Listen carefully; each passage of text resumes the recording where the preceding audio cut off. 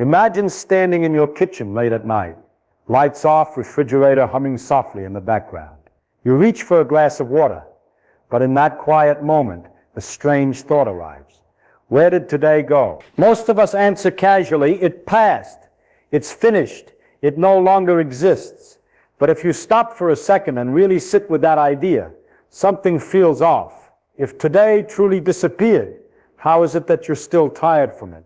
How is it that your body remembers it, your bank account reflects it, and your relationships carry its emotional residue? So let's ask the unsettling question more carefully. Did the past really vanish, or is it still here in a different form? At first glance, time feels like a river, flowing only one way. You wake up, moments move forward, and what slips behind you seems gone forever. That's the intuitive picture most people live with. But intuition is often a poor guide to reality. Nature rarely conforms to how things feel. Consider something simple. If you drop a glass and it shatters, we say that glass is gone. But is it? Not really. The material hasn't disappeared. It's just rearranged into pieces. The shape changed, but the substance remains. Now apply that same logic to your past. You didn't step out of yesterday like leaving a room that no longer exists. Yesterday is embedded in your body, your habits, your knowledge, your scars, your savings, and your mistakes. The past doesn't disappear. It transforms. This is where people quietly misunderstand success. They think wealth is built by dramatic brilliance, a single genius idea, a lucky investment, a bold gamble. But if you watch carefully how the world actually works, something more subtle appears. Wealth usually grows from thousands of small, boring decisions that compound over time. The past accumulates inside you like interest. Here's an uncomfortable truth.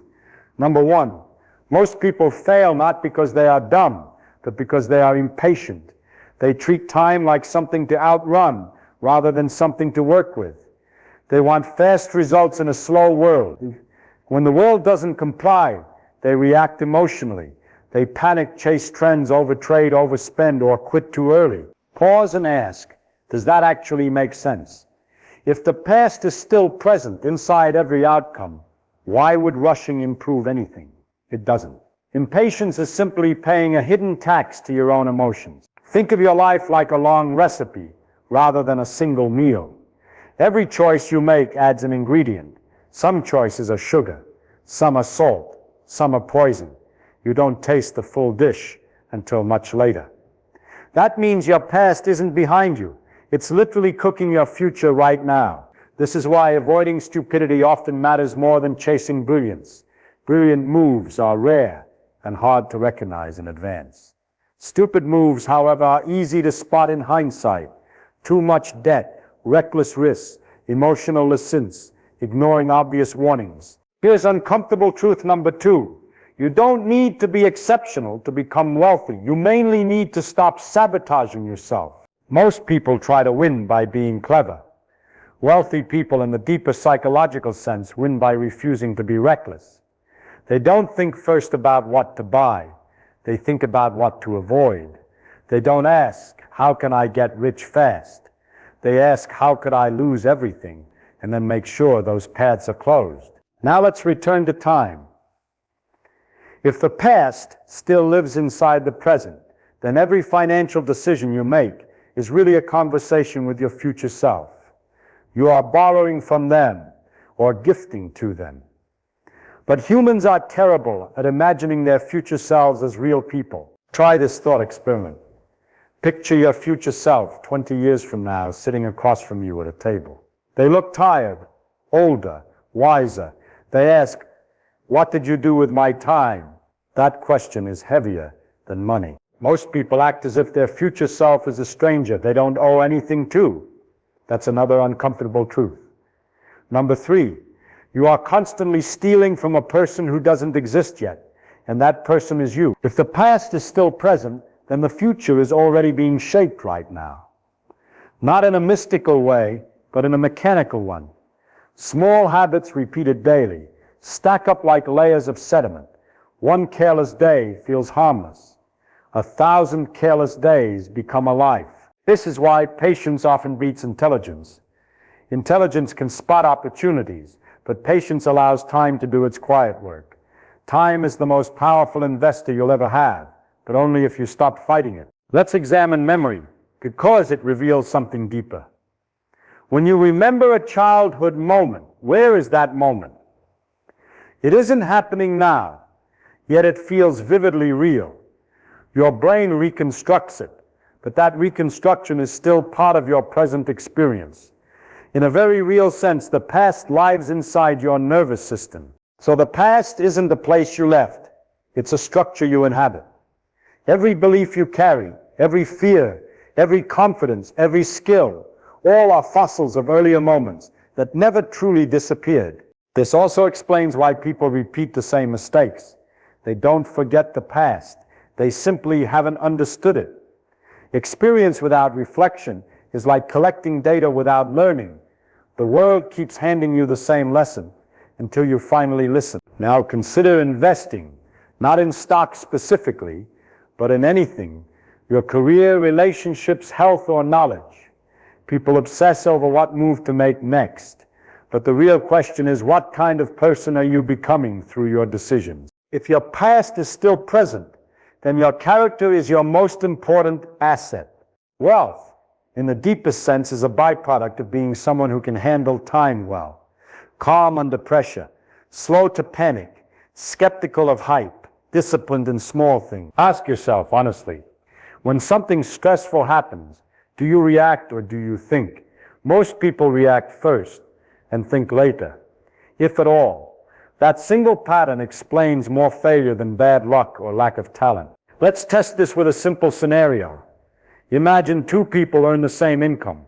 One spends impulsively, takes on debt, and constantly chases excitement. The other saves quietly, avoids flashy status games, and invests in skills rather than luxury. 10 years later, their lives look radically different, not because of luck, but because of how they treated time. Does that make sense? It does. Once you accept that the past never disappears, it compounds. Now here's something subtle. If the past is embedded in the present, then moving on doesn't mean erasing history. It means understanding it well enough that it stops controlling you unconsciously. You don't outrun the past, you integrate it. That's why wise people don't obsess over being right all the time. They care more about being less wrong. They know that mistakes are inevitable, but stupidity is avoidable if you stay humble and curious. And humility isn't weakness. It's simply an accurate reading of reality. You don't see everything. You are biased. You are emotional. Knowing that is a strength, not a flaw. Think again about that broken glass. You can't magically restore it, but you can learn from it. You can hold your glass differently next time. The past remains, but its meaning changes. In the same way, your past failures don't vanish. They either become weights that drag you down or lessons that lift you up. The choice is not whether the past stays with you. It always will. The choice is how you relate to it. Here's a final, quieter insight. If the past is still here, then every moment is more precious than we pretend. Nothing truly disappears. Everything leaves a trace in your body, your mind, your relationships, your finances, your world. So when you feel tempted to waste time, ask gently, who am I shaping right now? When you feel pressured to make a rash decision, pause and ask, am I serving my future self or betraying them? We often imagine time as something that carries us along, but in a deeper sense, we are the ones carrying time forward. The past moves through us, not behind us, and that changes everything. Because if the past never truly left, then you are not just living, you are building a long structure made of moments, brick by brick, choice by choice, habit by habit. In the end, wisdom isn't about predicting the future. It's about treating the present as if it will matter, because it will. And when you really see that, something quiet but powerful shifts inside you. You slow down, you think more, you react less, you respect time, you respect cause and effect, you respect the invisible weight of your own history. The past isn't gone. It's alive in every breath you take. The only question left is this: What kind of past are you creating right now? Let's sit with that question for a moment, because it is more practical than it sounds. Most people treat the present like a hallway. They are rushing through, always chasing the next room, never noticing that the walls are being built by their own footsteps. Imagine you are walking across fresh concrete. You don't see the shape of the path until you look back, but every step you take hardens into a permanent mark. That is how life works. You don't fully understand your story while you are inside it. You only see its pattern afterward. Yet the pattern is being created right now, whether you pay attention or not. This is why so many people misunderstand opportunity. They think opportunity is something that suddenly appears, like a lucky door opening. In reality, opportunity is usually the residue of your past choices. The jobs you can apply for depend on what you learned years ago. The people who trust you depend on how you treated them yesterday.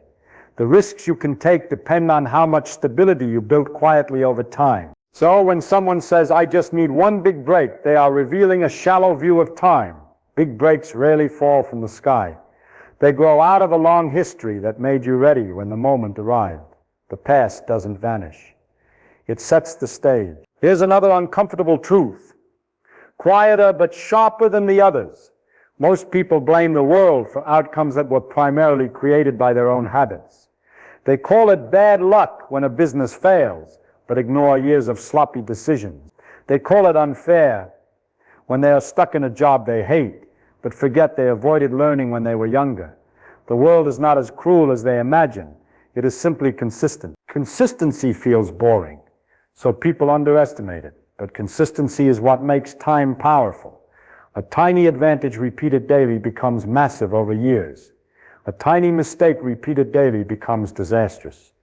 The past is like a quiet accountant that never stops calculating. Now think about incentives. Humans respond to what is rewarded, not to what is logically best. If your environment rewards speed, you will rush. If it rewards appearances, you will perform. If it rewards drama, you will exaggerate. And slowly, without noticing, your past becomes a museum of reactions rather than reflections. Wealthy thinking, not flashy wealth, but durable wealth, is built on resisting bad incentives. Instead of asking what looks impressive, you ask what actually works over time. Instead of chasing attention, you protect your focus. Instead of proving yourself constantly, you conserve your energy. That mindset is boring to outsiders, but deadly effective across decades. Consider a simple trade-off. Every decision has an opportunity cost, something you give up to get something else. If you spend your evenings scrolling mindlessly, you are not just losing time. You are giving up the version of yourself who could have been learning, creating, or resting deeply. The past records both what you did and what you didn't do. Absence leaves marks too. Does that make sense? Most people think only actions matter, but inaction shapes your life just as much. The skills you never built, the conversations you never had, the risks you never took, all become part of your personal history. The past is filled not just with events, but with paths you chose not to walk. Now let's examine self-deception, because this is where humans get into real trouble. We like to see ourselves as rational, but we are masters of storytelling. We justify impulsive purchases as deserved treats. We justify procrastination as waiting for the right moment. We justify fear as being realistic. Over time, these stories harden into identity. Your past doesn't just store what happened. It stores the explanations you told yourself. If those explanations are dishonest, your future becomes distorted. You keep repeating the same patterns while believing you are changing. This is why inversion is so powerful. Instead of asking, "How do I succeed?" ask, "How do people fail?" You will find the answer much faster. They borrow too much. They chase status. They react emotionally. They ignore obvious risks. They overestimate their control. They underestimate time. Avoid those things consistently, and you are already far ahead of most people. Think about how few people actually do that. They are busy looking for secrets, hacks, or gurus. But the real edge is simply refusing to be reckless again and again. That's not glamorous, but it works. Let's return to the nature of the past itself. In physics, nothing truly disappears. It only changes form. Heat spreads, energy transforms, structures break down, but the underlying material remains. Your life follows a similar logic. Experiences don't evaporate, they reshape you. That means you are never starting from zero. Even when you feel lost, you are standing on layers of lived experience. Your nervous system has learned things your conscious mind hasn't fully articulated. Your instincts, for better or worse, are condensed history. But here's the tricky part. Instincts can be outdated. If your past was chaotic, your body may be wired for constant alertness, even when you are safe. If your past rewarded aggression, you may still behave aggressively in situations that require patience. The past is still here, but it may not be wise anymore. So growth is not about erasing the past. It is about updating your internal software. You keep what is useful, question what is not, and slowly retrain yourself to respond differently. That is slow work. There are no shortcuts. Patience, in this sense, is not passive waiting. It is disciplined presence over long stretches of time. It is choosing not to panic when results are invisible. It is trusting compounding processes that most people abandon too soon. Think of a farmer planting seeds. Nothing impressive happens for weeks to an impatient observer. It looks like wasted effort, but beneath the soil, something is quietly organizing itself. Your life works the same way. The most important changes often happen where no one is watching. Now consider how most people treat money. They focus obsessively on returns, as if outcomes exist in isolation. But returns are tied to behavior. If you panic during downturns, no strategy will save you. If you are greedy during booms, you will overreach. Your temperament shapes your results more than any technique. Wealthy people, in the deeper sense, are not fearless. They are emotionally steady. They don't get swept away by excitement or crushed by fear. They have made peace with uncertainty because they understand that the past teaches patterns, not prediction. Ask yourself honestly, when things go wrong, do you blame or do you learn? Blame feels good in the moment, but keeps you trapped. Learning feels uncomfortable, but changes your trajectory. Your past becomes a prison or a classroom, depending on that choice. Let's look at memory again. When you recall a painful moment, your body reacts as if it is happening again. That shows you clearly the past is not dead. It lives biologically, but you also have the ability to reinterpret it. What once felt like humiliation can later feel like a necessary lesson. The event didn't change. Your understanding did. That is a powerful insight. You cannot rewrite what happened, but you can rewrite what it means. In doing so, you change how the past operates inside you. Now think about society. We are surrounded by incentives that reward short-term behavior. Instant gratification, flashy success, viral attention. These pressures push people to make choices that feel good today, but hurt them tomorrow. The past then becomes a trail of regret disguised as fun. The quiet thinkers resist this. They are willing to look boring now in exchange for stability later. They trade immediate pleasure for long-term advantage. They understand that the past compounds, whether you like it or not. Does that actually make sense? It does. Once you accept that time is not neutral, time magnifies whatever you feed it. If you feed it discipline, it rewards you. If you feed it chaos, it punishes you. Let's imagine two versions of you. Version A lives impulsively, avoids discomfort, and seeks constant novelty. Version B lives deliberately, tolerates boredom, and builds slowly. Neither version sees dramatic results in a year, but in 20 years their lives diverge beyond recognition. That divergence is simply the past doing its quiet arithmetic. And here is something subtle but important. You cannot outrun the consequences of your past, but you can outgrow them. Growth doesn't erase history. It changes your relationship to it. You carry the same experiences, but you respond to them differently. This is why self-respect matters more than self-esteem. Self-esteem is how you feel today. Self-respect is how you behave consistently over time. Your past records your behavior, not your mood. As we circle back to the beginning, remember that the past isn't a location you left behind. It is woven into every part of who you are. Your body, your mind, your finances, your relationships. All are layered with earlier moments that never truly disappeared. That realization can feel heavy, but it is also deeply empowering. If the past is still here, then every moment truly matters. Nothing is wasted, even mistakes, when understood, become valuable data. So the next time you feel tempted to act carelessly, pause and imagine that future self again. They are not an abstract idea. They are the accumulated consequence of your choices. Treat them with the same care you would woo a real person sitting across from you. And when you feel overwhelmed by your history, remember, you are not trapped by it. You are shaped by it. But you are also shaping what comes next.